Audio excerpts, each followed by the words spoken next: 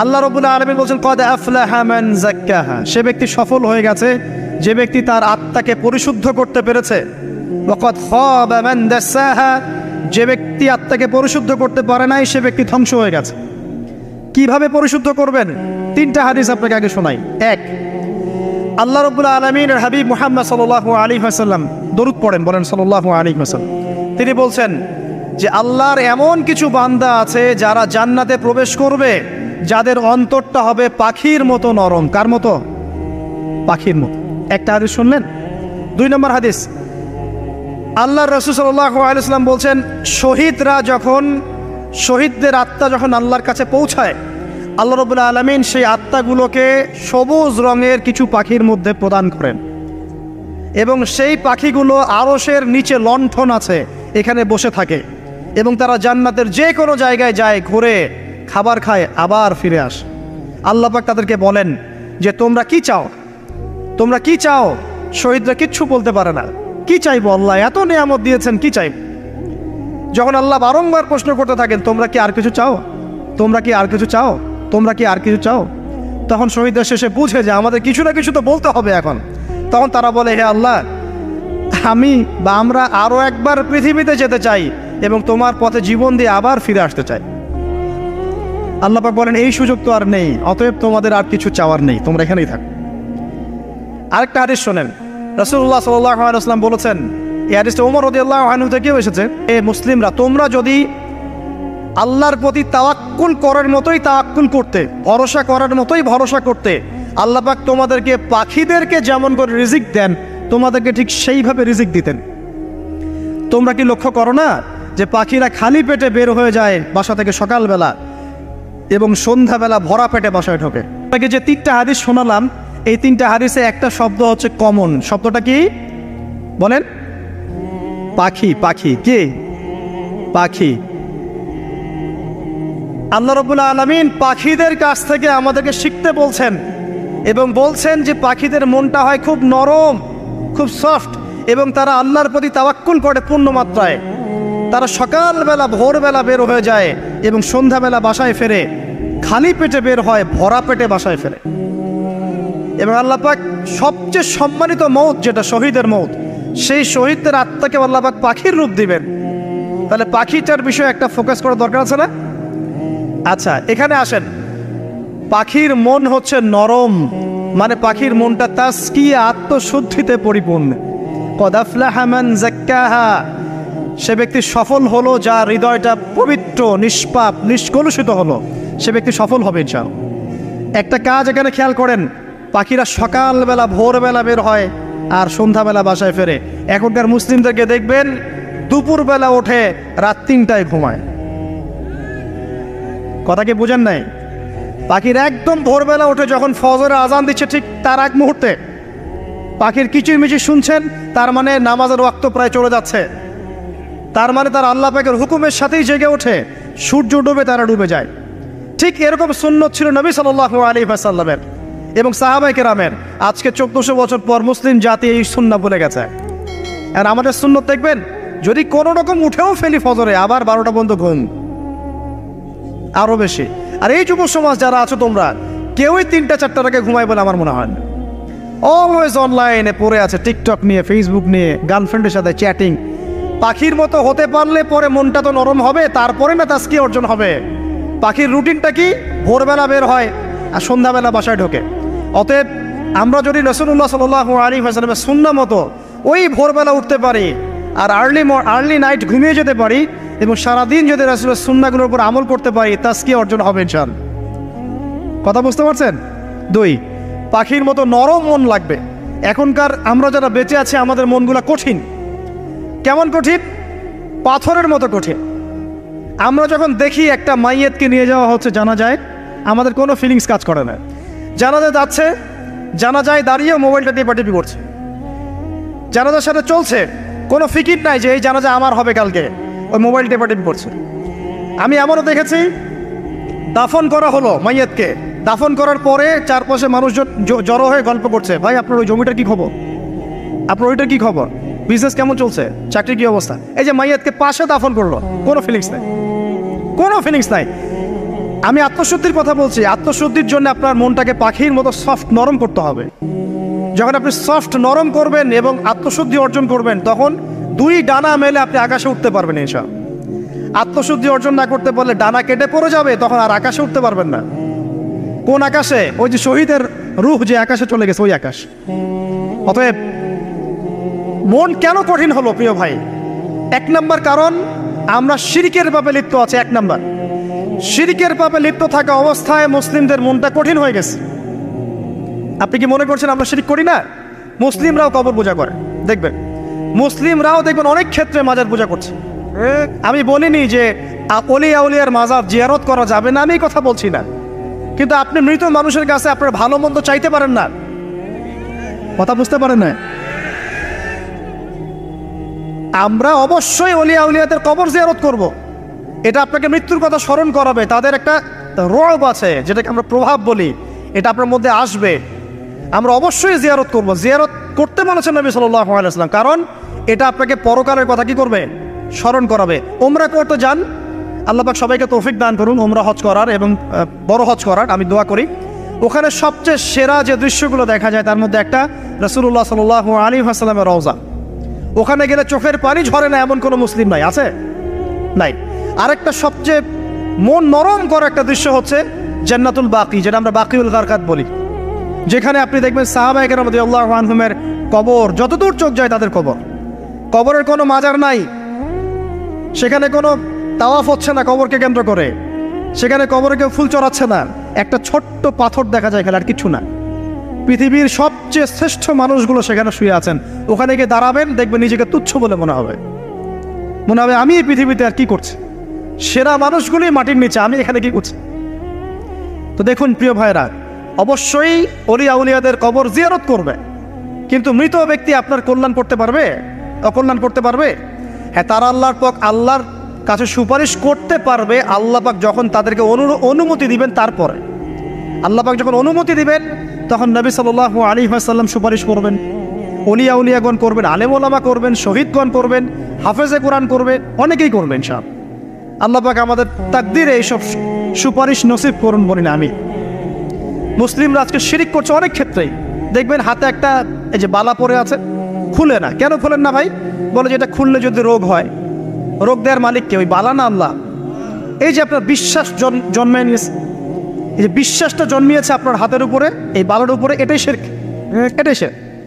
যদি আপনি বিশ্বাস করেন যে এটা হাতে থাকলে আপনি সুস্থ থাকবেন, হাত থেকে খুলে পড়ে গেলে আপনি আর বাঁচবেন না, এই যে কল্যাণ অকল্যাণের মালিক আপনি কাকে করলেন? ওই বালাকে করেছেন, আল্লাহকে করেন নাই। এখানে শিরক হয়ে গেছে, খুবই সূক্ষ্ম শিরক। আপনি নামাজ পড়ছেন মনে করেন, এখন কিছু মানুষ আসলো, এখন দেখছেন যে হুজুর তো আমার নামাজ দেখছে, নামাজটা খুব সুন্দর করে পড়ার চেষ্টা করলেন, লম্বা নামাজ, সেজদা গিয়ে আর উঠছেন না, খুব সুন্দর নামাজ পড়ছেন। এই যে মানুষকে দেখানোর জন্য নামাজটা পড়ছেন, এটা শিরক। এটা কি? এটাও শিরক। এই যে গণক বসে আছে রাস্তার পাশে, দেখবেন টিয়া পাখি নিয়ে, তারপরে যে কাগজ নিয়ে, আসেন ভাই ভাগ্য পরীক্ষা করে দেই। আরে ভাই, তুমি যদি মানুষের ভাগ্যই পরীক্ষা করতে পারবা, তো তুমি রাস্তার পাশে কেন? তো তোমার ভাগ্য কেউ পরীক্ষা করেনি কখনো? এতটুকু কমন সেন্স আমাদের নাই। ও যদি আমার ভালো মন্দ করতে পারে বা ভবিষ্যৎ বলতে পারে, তাহলে ও রাস্তার পাশে বসে আছে কিছু? ওর তো প্রাইম মিনিস্টার হওয়ার কথা, এখন ওর তো ইলেকশন করার কথা। তো দেখেন, এই যে ওখানে গিয়ে আমরা কি করি? ভাই আমার হাতটা দেখে দেন, ভাই আমার অতীত বলে দেন, ভবিষ্যৎ বলে দেন, এবং এগুলো দিন দিন বাড়ছে। কিন্তু এই রাশিফল, কবিরাজি, গণকি, এগুলো দিন দিন বাড়ছে। এবং আমি লক্ষ্য করছি দিন দিন আরেকটা জিনিসও বাড়ছে, সেটা হলো জাদুবিদ্যার চর্চা করা।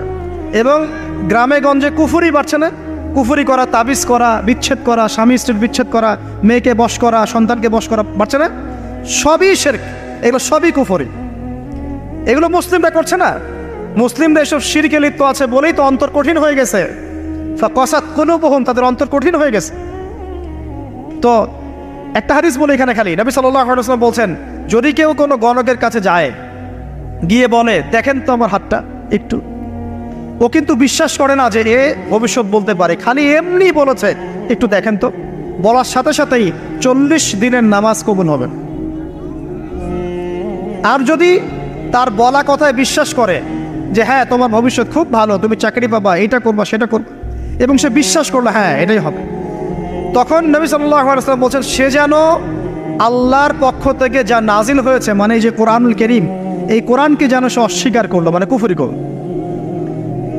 এগুলো আমরা করছি না ভাই? অনেক কিছু করছে। আমরা স্তম্ভের পূজা করছি, অনেক মুসলিম আগুনের পূজা করছে। আগুন জ্বালিয়েছেন, মাথা নত করছেন কেন? আগুনের সামনে আপনি মাথা নত করবেন কেন? আপনি একটা স্তম্ভের সামনে, গাছের কাছে, গাছের সামনে দাঁড়িয়ে মাথা নত করে ধ্যান করবেন কেন? আপনি মেডিটেশন করছেন কি জন্য? আপনাকে নামাজ দেওয়া হয় নাই? 5 ওয়াক্ত নামাজ দেওয়া হয় নাই? নামাজের চেয়ে বড় মেডিটেশন কিছু আছে নাকি? আপনি ধ্যান করছেন কি জন্য? অনেক মুসলিম তো জিনেরও উপাসনা করছে, জানেন? অনেক মুসলিম জিনকে তাবে করার চেষ্টা করছে। আর জিন বলে একটা জাতি আছে, এটা সত্য। তো এরকম প্রতিটা ক্ষেত্রে শিরক আছে। শিরক কথায় আছে, কাজে আছে, বিশ্বাসে আছে। দেখবেন মুসলিমরাই আল্লাহ ছাড়া অন্য কারো কাছে দোয়া করছে, মুসলিমরা নজর মানত করছে অন্য জায়গায়, আল্লাহর জন্য নজর মানত করছে না, অন্য কাউকে সন্তুষ্ট করার জন্য করছে। সন্তান হয় না, সন্তান হয় না, এখন কি হবে? সন্তান হয় না তো অমুকের কাছে যাও, সেখানে গিয়ে বকরি জবাই দাও, সন্তান হবে। সুবহানাল্লাহ। তো এই পদ্ধতি ইব্রাহিম আলাইহিস সালামের জানা ছিল না যে শেষ বয়সে তিনি বলছেন রব্বি হাবলি মিনাস সালিহিন? আপনি দোয়া করতে পারেন না? সন্তান হবে না কেন? আল্লাহ পাক তাকদিরে লিখে রাখলেন, অবশ্যই হবে। আর আল্লাহ পাক তাকদিরে না লিখলে কিভাবে হবে? তাকদিরে যে ব্যক্তি বিশ্বাস করে না সে ব্যক্তি হতাশ হয়। যা কিছু হচ্ছে আমাদের জীবনে সবই তাকদির, এর বাইরে একটা মানুষও যেতে পারবে না। তো প্রিয় ভাইরা, কথায়, কাজে এবং চিন্তায় আমরা অনেক শিরিক করছি। শিরিকের কারণে আমাদের অন্তর কঠিন হয়ে গেছে। আরও কেন কঠিন হচ্ছে? বেদাত। আমল করছেন নবীর সুন্নত মানার জায়গায় অন্য কিছু আপনি করছেন, এমন এমন কিছু আমল করছেন যেগুলোর সাথে রাসূলের সুন্নতের কোনো সম্পর্ক নাই এবং সাহাবীদের সুন্নতেরও কোনো সম্পর্ক নেই। এই ক্ষেত্রে গিয়ে আপনি বেদাত করছেন, বেদাত করে অন্তর কঠিন হয়ে যাচ্ছে। অন্তর কঠিন হওয়ার একটা বড় কারণ হচ্ছে হারাম রিজিক। যখন আপনি হারাম রিজিকে যাচ্ছেন, সুদ, ঘুষ, আপনার দুর্নীতি, আপনার এই যে অন্যের সম্পদ আত্মসাৎ করা, হালাল হারামের পরোয়া না করা, এই রিজিক দিয়ে যখন আপনি আপনার দেহ, রক্ত, মাংস গঠিত হচ্ছে, আপনার কলবটা শক্ত হয়ে যাচ্ছে। আমি কি বুঝাতে পারছি না? হারাম রিজিক যখন আপনার শরীরে ঢুকছে, অন্তরটা শক্ত হয়ে যাচ্ছে। একটা হাদিস যথেষ্ট। আল্লাহ রাসূল বলেছেন ইন্নাল্লাহা তাইয়্যিব লা ইকবালু ইল্লা তাইয়্যিব। আল্লাহ পাক পবিত্র সত্তা, তিনি পবিত্র ছাড়া কবুল করেন না। আপনি 10টা হজ করে আসেন, চুরির টাকা দিয়ে, ডাকাতির টাকা দিয়ে, আত্মসাতের টাকা দিয়ে, দুর্নীতির টাকা দিয়ে, যদি কবুল হয় তাহলে কোরআন সুন্নাহ মিথ্যা হয়ে যাবে। নাউযুবিল্লাহ। কথা কি বুঝতে পারছেন না? আল্লাহ রাব্বুল আলামিন বলছেন আল্লাহ পাক পবিত্র ছাড়া কবুল করেন না। হারাম রিজিক দিয়ে ইবাদত কবুল হয় না। আমরা ওই যে রংপুর অঞ্চলে একবার ওই যে হারাগাছ একটা অঞ্চল আছে না, সেখানে গিয়েছিলাম। সেখানে মাশাআল্লাহ আবার বিড়ির অনেক ফ্যাক্টরি আছে। কিসের? বিড়ি তো হালাল নাকি? তামাক তো হালাল নাকি? তো সেখানে বিড়ি ফ্যাক্টরির অনেক মালিক আছে এবং তারা মসজিদ কমিটির অনেক দায়িত্বপ্রাপ্ত আর কি। মুসলিমদের গায়রত তো এখন নাই, মুসলিমরা এদেরকে আবার মসজিদ কমিটির সদস্যও বানিয়েছে। তো এখন মসজিদ কমিটিতে এসে তার প্রভাবে আর ইমাম সাহেব টিকতে পারে না। দুইজন বলে নামাজের পর হাত তুলে দোয়া করতে হবে, দুইজন বলে করা যাবে না। ঠিক আছে? এই নিয়ে এই ক্যাচাল হতে হতে দেখা গেল এক পর্যায়ে মারামারি পর্যন্ত হয়েছে। মসজিদ ভাগতো হয়েছে, মারামারিও হয়েছে। তো সেখানে আমাকে দাওয়াত করেছিল যে ওয়াজ করার জন্য, দোয়া করার কথা বলছে। তাই আমি বললাম যে দোয়া করে লাভ কি? দোয়া করলেই বা কি, না করলেই বা কি? রিজিকটাই তো হারাম। আপনি তো তামাকের টাকা খাচ্ছেন, তামাক। আপনি মাদকের টাকা খাচ্ছেন, এটাকে হালাল না হারাম? তো হারাম টাকা দিয়ে হাত তুলে দোয়া করলেই কি, না করলেই কি? দোয়া তো উঠছে না উপরে। আগে হারাম রিজিক ছাড়েন, তারপর দোয়া করুন। তো রিজিক হারাম হওয়ার কারণে আমাদের কি হচ্ছে? অন্তরটা কি হচ্ছে ভাই? কঠিন হচ্ছে। ওই পাখির মতো আর মুক্ত আকাশে উঠতে পারবেন না। তারপরে সামনে যান, আরো কেন কঠিন হয়? বস্তুবাদিতা, দুনিয়া। সারাদিন দুনিয়ার ফিকির, দুনিয়ার চিন্তা। খাবো কি, পরবো কি, ব্যাংক ব্যালেন্স, টাকা পয়সা, স্ট্যাটাস, সারাটা দিন দুনিয়ার দুনিয়া। ঘুম থেকে ওঠা থেকে নিয়ে শুরু করে ঘুমানো পর্যন্ত খালি দুনিয়া। যারা দুনিয়ার নেশায় মত্ত হয়ে আছে, এদের অন্তরটা কঠিন হয়ে যায়। এই অন্তরটা পাখির মতো হতে পারবে না। ঠিক আছে কথা? যারা দুনিয়ার নেশায় মত্ত হয়ে আছেন, এই অন্তরটা কঠিন হয়ে যাবে, পাখির মতো হতে পারবে না। তারপর কি? আরো সামনে যান। দিনই জ্ঞান চর্চা না করা অন্তর কঠিন হওয়ার কারণ। আর কি কারণ? পাপ করা। পাপ যত বেশি আপনি পাপ করবেন, যত বেশি পর্ন দেখবেন, যত বেশি মাদক খাবেন, যত বেশি জুয়া খেলবেন, যত বেশি অহেতুক সময় নষ্ট করবেন, যত বেশি আপনি অন্যের ক্ষতি করবেন, ঠিক আছে, নিরপরাধ মানুষের উপর নির্যাতন করবেন, যত বেশি আপনি পাপ করবেন, পাপ এই পাপ করতে করতে করতে মানুষের অন্তর কঠিন হয়ে যায়। ইবনুল কাইয়্যিম রাহিমাহুল্লাহ বলেছেন যে পাপ করতে থাকলে মানুষের অন্তর কঠিন হয়ে যেতে থাকে, এবং ইস্তেগফার আর জিকির করলে গিয়ে মানুষের অন্তর আবার নরম হতে থাকে। পাপের উপর পাপ করতে থাকলে মানুষের অন্তর কঠিন হতে থাকে। এ বিষয়ে রাসূলুল্লাহ সাল্লাল্লাহু আলাইহি ওয়াসাল্লাম বলেছেন, যখন মানুষ একটা পাপ করে কলবের মধ্যে একটা কালো দাগ পড়ে যায়, যখন আরও একটা পাপ করে আরেকটা কালো দাগ পড়ে যায়। এইভাবে যখন পাপ করতেই থাকে তখন পুরো কলবটাই কালিমা পূর্ণ হয়ে যায়। এই অবস্থায় যদি সে তওবা করে আল্লাহ পাক মাফ করে দিবেন। যদি এই অবস্থায় তার মৃত্যু হয়ে যায়, তার আত্মাটা থেকে দুর্গন্ধ বের হতে থাকে, যে আত্মাটা কবজ করতে পর্যন্ত মালাকুল মউত মানে ঘৃণা পোষণ করেন। কথা কি বুঝতে পারছেন? যখন অন্তর পাপ করতে করতে কলুষিত হয়ে যাবে, ওয়াকাদ খাবা মান দাসাহা, যখন পাপ করতে করতে অন্তর কলুষিত হয়ে যাবে, তখন আপনার এই মালাকুল মউত পর্যন্ত ওই আত্মাটাকে বের করার সময় ঘৃণা করবে, দুর্গন্ধযুক্ত। আল্লাহ পাক আমাদেরকে পাপ থেকে বাঁচিয়ে রাখুন, আমিন। এরকম কিছু কাজ আছে, বস্তুবাদিতা, শিরক, বেদাত, হারাম রিজিক, সারাদিন দুনিয়ার ফিকির নিয়ে থাকা, ঠিক আছে, অন্যের ক্ষতি করা, পাপ কন্টিনিউয়াসলি করতে থাকা, এবং দিন ছেড়ে দেওয়া, দিনের ইলম ছেড়ে দেওয়া, আল্লাহ পাকের আনুগত্য ছেড়ে দেওয়া, এই কাজগুলো করতে থাকলে মানুষের অন্তর কি হয়? কঠিন হয়ে যায়। এখন সলিউশন কি বলেন? 5 মিনিটে আমি সলিউশন বলছি, কেমন করে আপনি এটাকে নরম করবেন আর পরিশুদ্ধতা অর্জন করবেন এবং ওই পাখির মতো মুক্ত আকাশে উড়বেন। কিভাবে বলবো? 1 নাম্বার, অবশ্যই শিরক ত্যাগ করতে হবে। কি করতে হবে? শিরক ত্যাগ করতে হবে, আল্লাহ পাকের তাওহীদের উপর থাকতে হবে। আল্লাহ পাক তৌফিক দান করুন। লং কিছু বলার সময় নেই আমার হাতে, একটা বই বলছি, কিতাবুত তাওহীদ। কি নাম? কিতাবুত তাওহীদ। এই বইটা অনেক ভার্সন বাজারে বের হয়েছে, কিনে দেখবেন শিরক কত প্রকার, কি কি, তাওহীদ কাকে বলে, কত প্রকার, কি কি। যেটা বুঝবেন না মাদ্রাসায় চলে যাবেন, আলেম ওলামার কাছে গিয়ে জিজ্ঞাসা করবেন, হুজুর এটা বুঝি নাই। ঠিক আছে? 1 নাম্বার, শিরক ত্যাগ করতে হবে। 2 নাম্বার, আপনাকে তাওহীদে থাকতে হবে, এটা 1, অন্তর নরম করার কথা বলছি। 2 নাম্বার, সুন্নতের উপর আমল করতে হবে। ওই যে পাখির কথা বললাম, যে সকালবেলা বের হয় আর সন্ধ্যাবেলা কি করে? বাসায় ফেরে। খালি পেটে বের হয়, ভরা পেটে বাসায় ফেরে। তার মানে আমাদেরকেও সকাল সন্ধ্যাটা কাটাতে হবে নবী সাল্লাল্লাহু আলাইহি ওয়াসাল্লামের সুন্নত অনুযায়ী। যখন তিনি ঘুমাতেন তখন ঘুমাবেন, যখন উঠতেন তখন উঠবেন, বাকি কাজ যেমন করে করতেন তেমন করে করবেন, তখন অন্তর ইনশাআল্লাহ নরম হয়ে যাবে। ঠিক আছে ভাই? 2। 3 নাম্বার, 5 ওয়াক্ত নামাজ জামাতে। নামাজ আপনাকে যে কোনো পাপ থেকে বাঁচাবে ইনশাআল্লাহ। ভাই জেনা করছেন, নামাজ পড়েন। পর্নোগ্রাফি দেখেছেন, তাও তওবা করে নামাজ পড়েন। আপনি হারাম অ্যাফেয়ার্সে আছেন, হতাশ হয়েন না, নামাজ পড়েন। গোনা ছাড়তে পারছেন না, নামাজ পড়েন। সুদ খাচ্ছেন, নামাজ পড়েন। বেপর্দা চলছেন, তাও নামাজ পড়েন। আপনি অন্যের হক নষ্ট করেছেন, তাও নামাজ পড়েন। যে পাপই করেছেন, নামাজটা পড়েন। নামাজ আপনাকে সমস্ত পাপ থেকে বাঁচিয়ে রাখবে ইনশাআল্লাহ। ইনশাআল্লাহ আস্তে আস্তে ইনশাআল্লাহ দেখবেন সব পাপ থেকে আপনি দূরে চলে আসছেন ইনশাআল্লাহ তাআলা। 3 নম্বর নামাজ। 4 নম্বর, বেশি থেকে বেশি, ভাই শোনেন, বেশি থেকে বেশি পরকালের ফিকির করবেন। খালি পরকালের চিন্তা করবেন যে আমাকে মৃত্যুবরণ করতে হবে, কবরে যেতে হবে, পুলসিরাত পার হতে হবে, আল্লাহর সামনে দাঁড়াতে হবে। যত বেশি আপনি আল্লাহর ফিকির করবেন, পরকালের ফিকির করবেন, আপনার মনটা নরম হয়ে যাবে ইনশাআল্লাহ, মনটা শক্ত হবে না। 5 নাম্বার, মানুষের সাথে খুব বেশি মেলামেশা করবেন। মানুষের সাথে খুব বেশি মেলামেশা করলে ইবনুল কাইয়্যিম রাহিমাহুল্লাহ বলেছেন অন্তর কঠিন হয়ে যায়। কারণ মানুষ আপনাকে গীবত করাবে, হ্যাঁ, মানুষ খারাপ কাজে নিয়ে যাবে, বেফাস কথাবার্তা বলবেন, হয়তো বেফাস কাজ করবেন, ফুজুল কি বাত করবেন। এগুলো করতে গিয়ে আপনি দেখবেন অন্তর কঠিন হয়ে গেছে। এত বেশি মানুষের সাথে মেলামেশার দরকার নাই, প্রয়োজন যতটুকু অতটুকু করবেন। ঠিক আছে? আল্লাহ পাক তৌফিক দান করুন, আমিন। কয়টা বললাম? 5, 6। আমার সবচেয়ে প্রিয় নসিহত, প্রত্যেক দিন মিনিমাম 1 ঘন্টা করে কোরআন তেলাওয়াত করবেন বুঝে। আমি বলিনি না বুঝে করলে কোনো নেকি হবে না, প্রত্যেক হরফে 10 নেকি হবেই হবে, কিন্তু আপনি করবেন বুঝে। যখন বুঝে আপনি প্রত্যেক দিন 1 পারা করে বা 1 ঘন্টা করে কোরআন তেলাওয়াত করবেন, আপনার কলিজা, আপনার কলব নরম হতে বাধ্য, এবং আপনার অন্তরে আল্লাহ নূর নেমে আসবে ইনশাআল্লাহ। দেখবেন আপনার কলব থেকে সমস্ত এই যে পঙ্কিলতা, কলুষতা ইনশাআল্লাহ চলে যাবে ইনশাআল্লাহ তাআলা। 2টো জিনিস অন্তরকে পবিত্র করে ফেলে, এক হচ্ছে কোরআন তেলাওয়াত, আর এক হচ্ছে বেশি থেকে বেশি আল্লাহর জিকির এবং ইস্তেগফার। তো কোরআন তেলাওয়াত বাড়িয়ে দেন, আল্লাহ পাক সবাইকে কোরআন তেলাওয়াত করার তৌফিক দান করুন, আমিন। যারা শেখেন নাই আজকে ওয়াদা করেন যে কোরআন আপনারা বিশুদ্ধ করে পড়া শিখবেন, ওয়াদা করেন। আগামী রমজান আসার আগেই এক খতম দেওয়া চাই, পারবেন?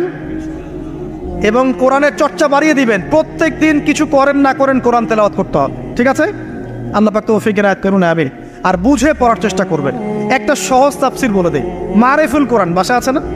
মারিফুল কোরআন তাফসির ইবনে কাসির বাসায় নাই? জালালাইন বাসায় নাই? বাসায় নাই, কিনেন। সারাদিন তো অনেক টাকা পয়সা খরচ করছেন, 3টা তাফসির কিনেন, জালালাইন কিনেন, মারিফুল কোরআন কিনেন, ইবনে কাসির কিনেন, বাসায় গিয়ে পড়া শুরু করেন। পারবেন না? যে আয়াতটা বুঝবেন না, ওলামায়ে কেরামের কাছে যাবেন, গিয়ে বলবেন হুজুর এটা বুঝি নাই, বুঝাই দেন। নিজে নিজে ব্যাখ্যা করতে যাবেন, ব্যাখ্যা করলে দেখবেন একজন পণ্ডিত বেরোছে, কিছু পণ্ডিত কোরআন পড়ে বলে কোরআনই মানি, হাদিস মানি না। এরকম পণ্ডিত দেখেন নাই? কোরআনই মানি, হাদিস আর মানি না। কারণ আল্লাহ নাকি, নাউজুবিল্লাহ, কোরআনে নাকি আল্লাহ পাক হাদিস মানতে বলে নাই, ও নাকি পায় নাই। এই জন্য দেখলাম সুবহানাল্লাহ, নামাজ পড়তেছে, কোরআন থেকে নামাজ পড়তেছে, হাদিসের কোনো হেদায়েত নিবে না। মানে কিরকম, যে হাত আবার ঠিকই বাঁধতেছে, হাত বাঁধতেছে, রুকু করতেছে, সেজদা করতেছে, এগুলো আবার কোথায় পাইলো আল্লাহ ভালো জানেন। হাত এভাবে বাঁধতেছে, এভাবে হাতটা বাঁধা কোরআনে কোথায় আছে আমি পাইলাম না কোথাও, ঠিক আছে? তা হাদিস ছাড়া কি এগুলো আসবে? হাত বাঁধবো, সেজদায় গিয়ে সুবহান রব্বিয়াল আলা বলছে না, বলছে আসলামতু লিরাব্বিল আলামিন। এটা কোরআন থেকে বলছে।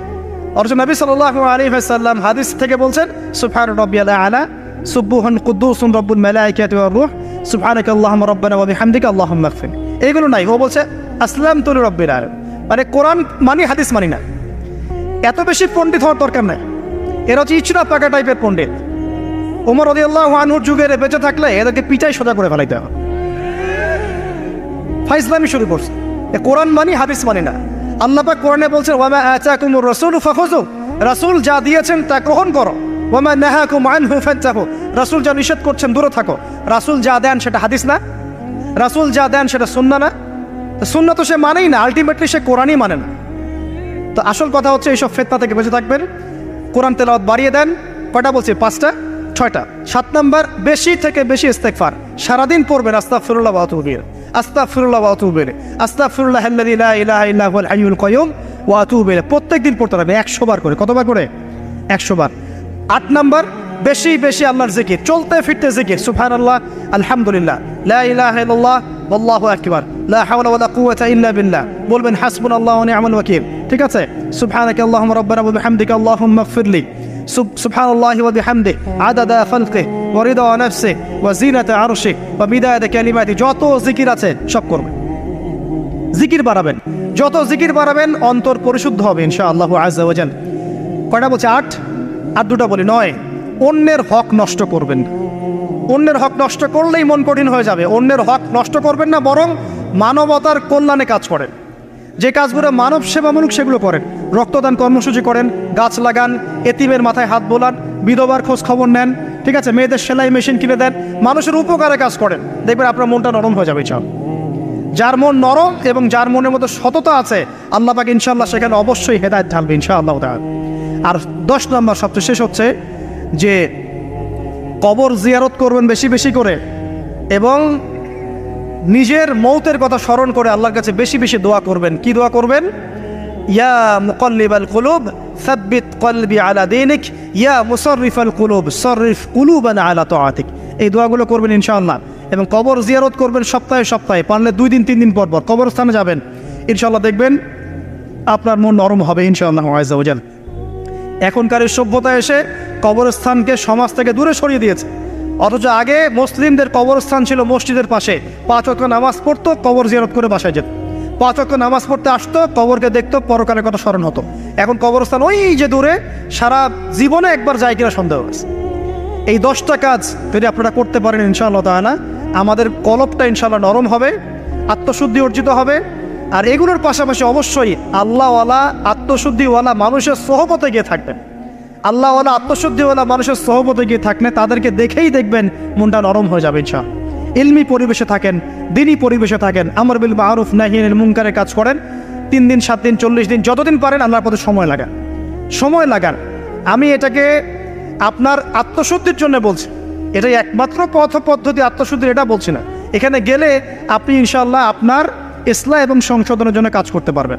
আল্লাহ রাব্বুল আলামিন আমাদের সবার কলবগুলোকে পরিচ্ছন্ন করুন। আল্লাহ পাক আমাদের সবাইকে শিরকের পাপ থেকে বাঁচিয়ে রাখুন। হৃদয় কঠিন হওয়া থেকে বাঁচিয়ে রাখুন। আল্লাহ পাক আমাদেরকে বেশি থেকে বেশি কোরআন তেলাওয়াত করার তৌফিক দান করুন, দ্বীনি জ্ঞান চর্চা করার তৌফিক দান করুন। আল্লাহ পাক আমাদের সবাইকে হারাম রিজিক, জেনা, সুদ, ঘুষ থেকে বাঁচিয়ে রাখুন। আল্লাহ পাক আমাদেরকে পরকালীন চেতনায় এই দুনিয়ার জীবন কাটানোর তৌফিক এনায়েত করুন, আমিন। আমরা আজকে এই যে পাখিদের মতো অন্তর নিয়ে কথা বললাম, আমরা যদি এই আমলগুলোর মধ্য দিয়ে অন্তরটাকে পবিত্র করতে পারি, ইনশাআল্লাহ ওই শহীদদের যে নরম পাখির অন্তর, সেটা আমরা লাভ করতে পারবো ইনশাআল্লাহ। এবং